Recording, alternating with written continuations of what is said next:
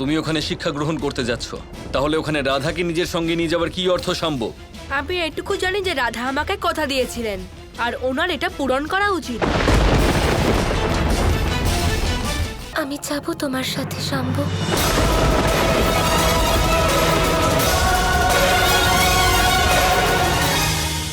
রাধা, তুমি শাম্বর জেদের কাছে মাথা নত করছো কেন?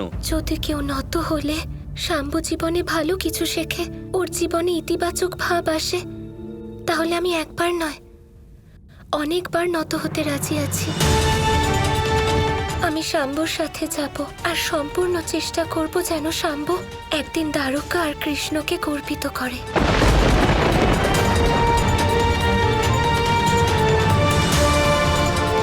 কিন্তু রাধা, এই শিক্ষা গ্রহণ করতে অনেক সময় লাগতে পারে। তুমি কি সত্যি সিদ্ধান্ত নিয়ে ফেলেছ?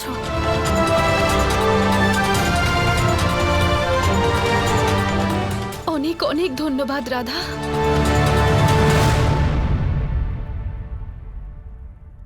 অনুমতি দিন বাবা।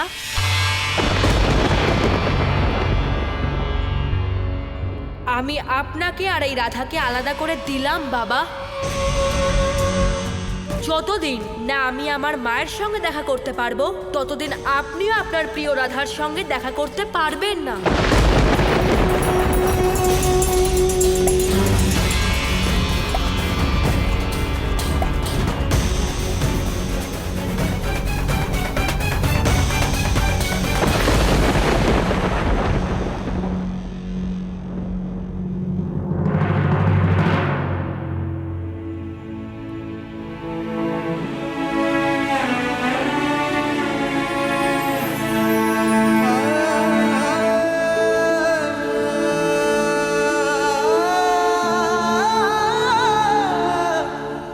এত বছরের বিরহ কিভাবে সহ্য করব রাধা? সহ্য করতে হবে কৃষ্ণ, তারকার ভবিষ্যতের জন্য, নিজের পুত্রের জন্য।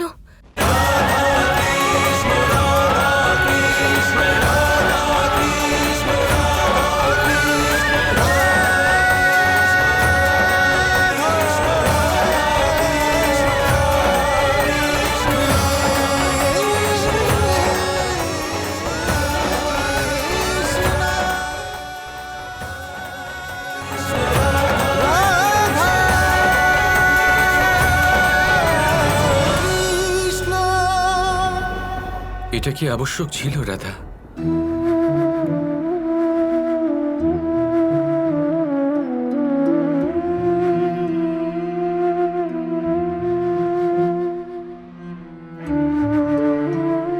এটা তুমি বলছো কৃষ্ণ?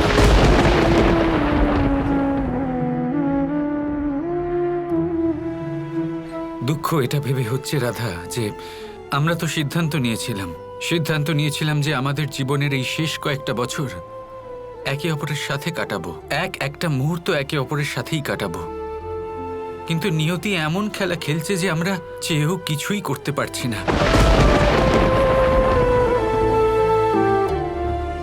হ্যাঁ কৃষ্ণ, কিন্তু তুমি আরো একটা সিদ্ধান্ত নিয়েছিলে, শাম্বকে শোধরানোর। যদি আমি ওর সাথে না চাই, ও আরো উদ্ধত হয়ে যাবে। আমার আর তোমার বিষয়ে ভেবে ঠিক করে শিক্ষা লাভ করবে না। আর তুমি তো আমায় বলেছিলে শাম্বুর অন্তিম পরিণতি কি, আর তুমি তো আমায় বুঝিয়েছিলে যে আমাদের কর্তব্য হলো আমাদের কাজে যেন কোনো ত্রুটি না থাকে। তুমি বলো আমি কি করতাম? আমি শাম্বকে দ্বারকার কলঙ্ক তো হতে দিতে পারি না, তাই না? আর সেই কলঙ্কের দাগ আমার কৃষ্ণের গায়ে লাগতো। আমার কাছে একটাই পথ ছিল কৃষ্ণ, প্রেমের পথ। আমি ভীষণ চেষ্টা করব যাতে শাম্বকে অত্যন্ত স্নেহ দিতে পারি, প্রেমের দ্বারা বদলাতে পারি। আমার রাধা কৃষ্ণের জন্য কৃষ্ণের থেকেই দূরে যাচ্ছ। আমি দূরে যাচ্ছি না কৃষ্ণ, আমি তো তোমার কাছেই আছি। আর আমরা তো যখন চাইবো তখনই দেখা করতে পারি। আমি তোমার সাথে, তুমি আমার সাথে, আর এটাই তো আমার কৃষ্ণের মায়া। তাহলে দূরে যেতে তোমার ভয় কিসের? নিয়তির সম্মুখে কোনো মায়া টেকে না রাধা। অর্থাৎ শীঘ্রই তুমি তা জানতে পারবে।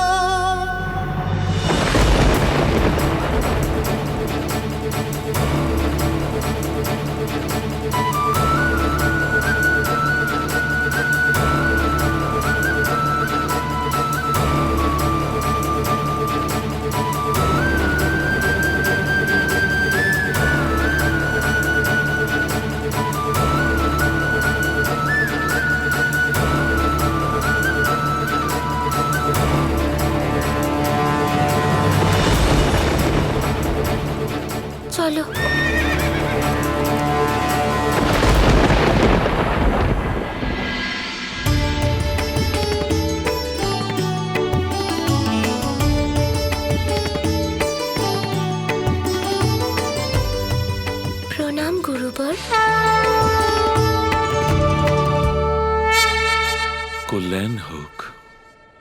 যদুকুলের কুল দীপক শিক্ষা গ্রহণ করার জন্য আপনার সামনে প্রস্তুত।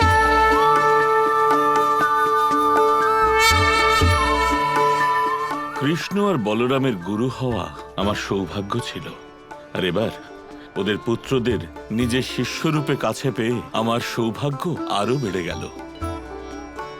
এসো তোমরা, গুরুকে প্রণাম করো। ওরা নিষাদ আর উলমুখ, বলরাম দাদার পুত্র।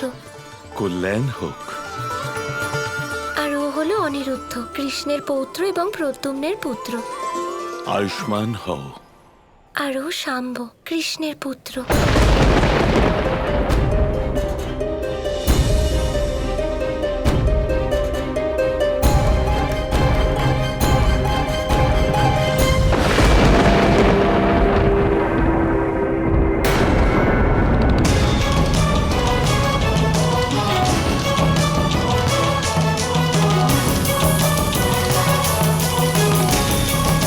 কি হলো গুরুবর? কিছু না। শাম্বের আমার চরণ স্পর্শ করার কোনো প্রয়োজন নেই, ও তো এমনি আমার আশীর্বাদ লাভ করবে। একটা কথা তোমরা সবাই মন দিয়ে শুনে নাও, এই গুরুকুলের কিছু নিয়ম আছে, আর সেই নিয়মের পালন তোমাদের সকলকেই করতে হবে। এখন থেকে তোমরা রাজবস্ত্র পরিধান করতে পারবে না, এখানে বলকল পরিধান করতে হবে, আর কুটিরে কুশ বিছিয়ে মাটিতে শুতে হবে। তোমরা সবাই আসন গ্রহণ করো। আমি মাটিতে শোবো না। আমি হলাম হবু যুবরাজ, আমাকে এসব শোভা দেয় না। শাম্ব, নিজের অহংকারের বশে তুমি তোমার নিজের গুরুকে অপমান করছো। তুমি এখানে কোনো যুবরাজ নও, তুমি হলে আমার শিষ্য, আর একজন শিষ্যের মর্যাদা পালন করো। কোনো বিশেষ সুবিধে পাবে না তুমি এখানে। আমি কোথায় বললাম যে আমি আপনার কাছ থেকে কিছু চাই? আমার কাছে আমার মায়ের শক্তি আছে, আমি যা চাইবো তাই করতে পারবো।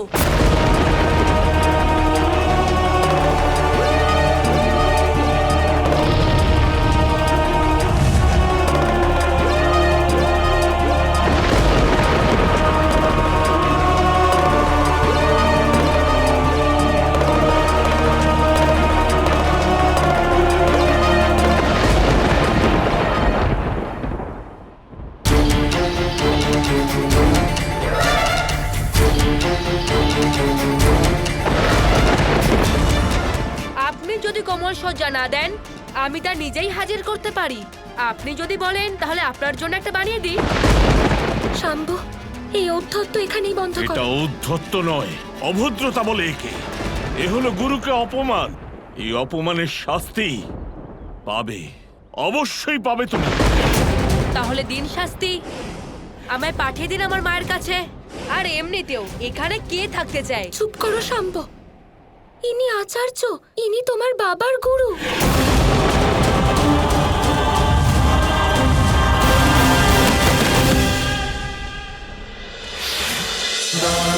Krishna Krishna Krishna Krishna